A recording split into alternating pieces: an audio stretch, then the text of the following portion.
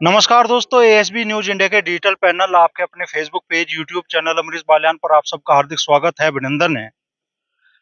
4 तारीख को इस बार मुजफ्फरनगर में 2 बार के चुनाव परिणाम जो लगातार 2014 में रहे, 19 में रहे, इस बार वो चुनाव परिणाम पलट गया और आज 5 दिन बाद संजीव बालियान जी फिर से अपने उसी रूप में सामने आए जिस रूप में वो मुजफ्फरनगर सांसद के तौर पे मुजफ्फरनगर की जनता की सेवा में लगातार 10 साल तक सेवारत रहे। और बड़ी बात उन्होंने आज दोपहर प्रेस वार्ता करके कही कि मैं समुंदर हूं, लौट के वापस आऊंगा। और आज जब दिल्ली से वापस लौटे मंत्री जी, तो आप देख सकते हैं बड़ी तादाद में समर्थक, सहयोगी यहाँ जमा है उनके आवास पे। तो मंत्री जी, 10 साल का जो कामकाज का ब्यौरा था, आज आपने एक बार फिर से मीडिया के सामने रखा। देखिए, बड़ा 2 बार मुजफ्फरनगर लोकसभा की जनता ने मुझे काम करने का अवसर दिया। और जब मैं सांसद बना था तो मेरे याद है दंगों के बाद की ऐसी परिस्थितियां जनपद में थी कि लॉ एंड ऑर्डर तो था नहीं, अराजकता थी आप कह सकते हैं। इस समय के बाद आपको कोई रास्ता बताने वाला ग्रामीण क्षेत्र में उस समय नहीं था। सड़कों के नाम पर गड्ढे थे, बिजली शहर में 10 घंटे से ज्यादा नहीं थी, गांव में 5 घंटे ज्यादा थे। उन परिस्थितियों में मुझे सांसद चुना गया। 10 साल ऐसे रहे, कह सकता हूं कि मुजफ्फरनगर के इतिहास के आजादी के बाद जिस 10 साल में डेवलपमेंट के कार्य सबसे ज्यादा हुआ, नए नए नेशनल हाईवे बने। नेशनल हाईवे जहां जहां से बने वहां वहां तस्वीर बदलती दिखाई दी। अगर आप देखें, रेलवे के काम, इलेक्ट्रिफिकेशन, दोहरीकरण, नए नए रेलवे स्टेशन, प्रधानमंत्री ग्राम सड़क योजना सड़कें, ग्रामीण क्षेत्र की सड़कों का चौड़ीकरण, 5,000 करोड़ रुपए के करीब बिजली की व्यवस्था में सुधार के लिए इन 10 वर्ष में केंद्र सरकार से आए। तो कोशिश रही कि हर फील्ड पे, हर मोर्चे पे काम हो। कानून व्यवस्था भी इतनी बेहतर आप कह सकते हैं कि आज ऐसी कोई समस्या किसी समय किसी को दिखाई नहीं देती। तो 10 साल का जो मौका दिया उसमें मैंने काम करने का पूरा प्रयास किया। और इस मौके के लिए मुजफ्फरनगर के जनता की जनपद का मैं आभार व्यक्त करता हूँ। बहुत बहुत धन्यवाद, उन्होंने मुझे इतना मौका दिया और मैं इतना काम कर पाया। बहुत सारे सपने थे आपके जिसमें आरआरटीएस भी शामिल है, जो फिलहाल अधूरा रहेगा। क्या प्रयास आगे भविष्य में इनके लिए रहेंगे आपके? देखिए, मैं तो शायद अब प्रयास ना कर पाऊं, लेकिन ये सही है कि 4-5 ऐसे प्रोजेक्ट हैं जो पाइपलाइन में कह सकते हैं। मेरा चुनाव का एजेंडा भी यही था कि मैंने ये काम किया और आगे मैं ये काम करना चाहता हूँ। विपक्ष ने ये ना ये बताने के लिए था कि उन्होंने क्या पहले किया है जब लंबे समय तक वो विधायक रहे, सांसद रहे, और ना ये उनकी आगे बताने के लिए था मुझे ये करना है। लेकिन उसके बावजूद भी जनता ने होना चाहता, उन्हें बधाई इसके लिए। सांसद के रूप में अच्छा काम करें। आरआरटीएस सबसे महत्वपूर्ण है। आरआरटीएस का प्रदेश सरकार से केंद्र सरकार को लिखा भी जा चुका है कि आरआरटीएस पे आगे बढ़ा जाए। फिर एक एजेंसी को डीपीआर बनाने की जिम्मेदारी दी थी। एजेंसी डीपीआर बना चुकी है, उसका प्रेजेंटेशन मेरे सामने भी हुआ है और प्रदेश सरकार के सामने भी हुआ है। तो आप कह सकते हैं आधा सफर आरआरटीएस जो दिल्ली से चलेगी, मेरठ होती हुई मुजफ्फरनगर आनी, आधा सफर पूरा हो चुका है। आधा सफर बाकी है और आधे सफर की जिम्मेदारी अब जो नए चुने हुए सांसद है मैं उन्हें देता हूं। अगर उन्हें आवश्यकता है किसी कागज की, कुछ इसके बारे में समझना, आरआरटीएस क्या होती है, तो मैं उनका सहयोग करने के लिए अच्छे मन से तैयार हूं। वो मुजफ्फरनगर तो आरआरटीएस लेकर आए। मुजफ्फरनगर में एक मेडिकल कॉलेज हो, ये भी प्रक्रिया पाइपलाइन में है। वह आगे प्रयास करेंगे मुजफ्फरनगर मेडिकल कॉलेज आए। एक नया नेशनल हाईवे था जो हमें हरियाणा और पंजाब से जोड़ेगा और इधर गोरखपुर एक्सप्रेस से जोड़ेगा। वो करीब करीब भारतमाला प्रोजेक्ट में मैंने शामिल करवा दिया था, उसका भी सफर आधा तय हो चुका है। इस तरह के और कुछ प्रोजेक्ट्स हैं। हैदरपुर वेटलैंड का भी काफी काम शुरू हो चुका है, एक अच्छा टूरिस्ट प्लेस डेवलप होना है जनपद मुजफ्फरनगर के लिए। इस तरह के और से बहुत से प्रोजेक्ट हैं जो अब उनकी जिम्मेदारी है और मैं उन्हें सहयोग करने के लिए तैयार हूं। लेकिन काम उनका है, अब इस काम को वो करें। ये तो मैंने तो विजन रखा था, लेकिन जनता ने उन्हें चुना है तो उन्हीं की जिम्मेदारी इस काम को करने की। तो अब संजीव बालियान फिर किस भूमिका में दिखाई देंगे मुजफ्फरनगर में? जो भूमिका मुजफ्फरनगर जनपद के लोगों ने मुझे दी है, उसी भूमिका में मैं रहूंगा। अब एक परिवार के पास मुजफ्फरनगर में राजनीतिक ताकत मुजफ्फरनगर के लोगों ने दी है, विधायक भी वही है, सांसद भी वही है। ऐसी ताकत एक बार राणा परिवार को भी जनपद में मैंने दी थी। जब आपकी राजनीति की शुरुआत? जी जी। दोबारा 10 साल बाद लौट के मुजफ्फरनगर की जनता ने एक परिवार को सारी ताकत दी है। 2.5 साल से ही तो बता ही नहीं पाई विधायक में क्या किया है। 2.5 साल तो मेरी आलोचना में उन्होंने बिताए हैं, मैं पद पे था, उनका अधिकार था। अब मेरी आलोचना के बजाय अगले 5 साल का विजन दे।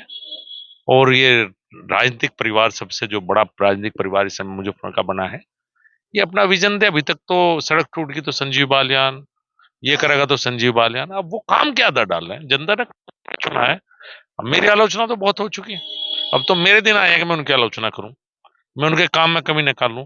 अब तो मेरे दिन ही आए हैं। अब आप पूछोगे आरटीएस कब आ रही है मुजफ्फरनगर? पहले तो स्पेलिंग पूछूंगा, फिर काम पूछूंगा। ये तो पूछना पड़ेगा दोस्त। किसी की जनता ने, चूंकि मुजफ्फरनगर की राजनीति में एक बदलाव हुआ, पहले थाने तहसील की राजनीति से निकाल कर इसे विकास की राजनीति पे लेकर आए हैं। अब वो थाने तहसील की पे जनता दोबारा लेके जाना चाहते हो जनता को, तो मैं तो विकास की बात, मेरा एजेंडा हमेशा डेवलपमेंट रहा है। जनप्रतिनिधि विकास कार्यों के लिए चुने जाते हैं, जनता के सुख दुख में रहने के लिए चुने जाते हैं। मैं हमेशा सुख दुख में रहा हूँ जनता के, अपने क्षेत्र की जनता के साथ। तो मैं उनसे भी उम्मीद करूंगा कि विकास कार्यों पर भी ध्यान दें। जीत के बाद हमने मलिक साहब का इंटरव्यू लिया, उन्होंने कहा, हमने पूछा भी अब प्राथमिकता क्या होगी एक सांसद के तौर पर, उन्होंने कहा कि हम जनप्रतिनिधियों का सम्मान बहाल करेंगे। कौन ठा लेगा था भाई इनका सम्मान, जो ये वापस करेंगे? ऐसा मुझे तो बताओ भाई, उस आदमी का नाम जो जनप्रतिनिधि का सम्मान लेगा, उल्टा ले काम है। अब वे काम की बात करें, बहकाना बहुत हो लिया। अब काम की आदत डाले और काम करें। अच्छा, जो मतगणना के बाद, मतलब चुनाव के दौरान तो तलखियां दिखी, लेकिन मतगणना में आप दोनों साथ बैठे और मतगणना का चलो परिणाम भी आ गया। मलिक साहब से जो हमने पूछा इस बारे में कि भाई अब तो सारा कलह सारी द्वेष खत्म, उन्होंने कहा भाई डोल तो हमारी बढ़ती नहीं, पर राजनीतिक मुद्दों पे चीजें हैं, उनका स्टैंड कुछ है, मेरा स्टैंड कुछ है, वो द्वेष तो रहेगा। हाँ देखिए, ये बात तो ठीक है, इस बात में कोई गलत नहीं। अब वो सांसद बनते हैं, उनका स्टैंड है कि व्यापारियों पर उत्पीड़न किया जाए, इंडस्ट्रिस्ट का उत्पीड़न किया जाए। तो वो कभी कहते हैं जीएसटी की चोरी है, कभी उसकी चोरी है। भैया इंडस्ट्री तो आपकी भी थी, कहाँ कहाँ क्या क्या हुआ सभी इंडस्ट्री के लोगों को पता है। तो वो तो देखो मैं होने नहीं दूंगा, किसी का उत्पीड़न नहीं। कंस्ट्रक्टिव राजनीति करें, डिस्ट्रक्टिव राजनीति ना करें।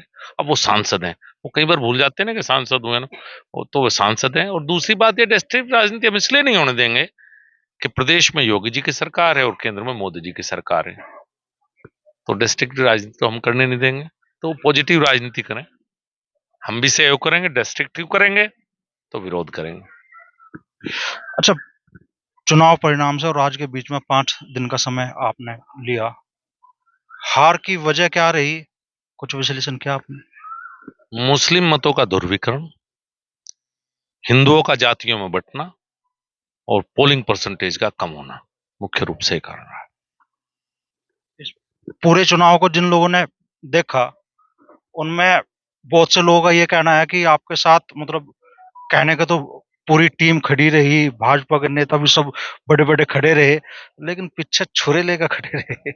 नहीं देखिए, मैं एक बात कहता हूं, किसी के कहने से वोट नहीं जाती।